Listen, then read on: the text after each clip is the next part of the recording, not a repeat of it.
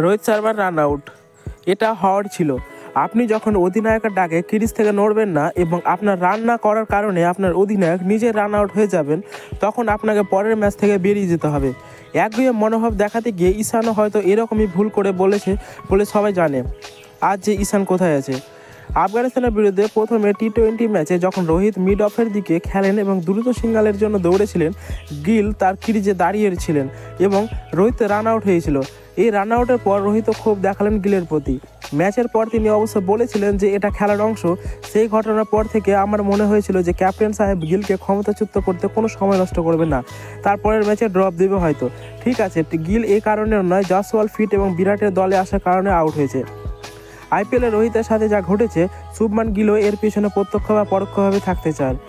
কেউ কেউ বলেছে শুভমান গিলকে গুজরাট টাইটেন্সের অধিনায়ক করার জন্য হার্দিক পান্ডিয়ার ফ্র্যাঞ্চাইজি পরিবর্তন করা হয়েছিল। ঠিক কোনটা বেঠিক তা কেউ বলতে পারবে না। কিছু দিন ধরে রোহিতের জন্য সবকিছু ঠিকঠাক যাচ্ছে না। এদিকে আফগানিস্তানের বিরুদ্ধে প্রথম টি-20 ম্যাচে শুভমান গিলের অনড় আর অমনোযোগী মনোভাব রোহিতকে দুঃখিত করে তুলতে পারে রান আউট হয়ে। এই সময় রোহিত গিলের জায়গায় জয়সওয়ালকে খেলান, যিনি এমন বিস্ফোরক ইনিংস খেলে যে মানুষ পাগল হয়ে যায়। পান্ডিয়া ইনজুরিতে পড়েছেন এবং তার জায়গায় শিবম দুবে এমনভাবে ব্যাটিং করছে যে মানুষ তার মধ্যে যুবরাজ সিংয়ের আভাস দেখতে পাচ্ছে। সামগ্রিকভাবে এটা স্পষ্ট যে গিল এবং পান্ডিয়াকে যে খেলোয়াড়রা চ্যালেঞ্জ করবে তারা এখন দলে এসেছে।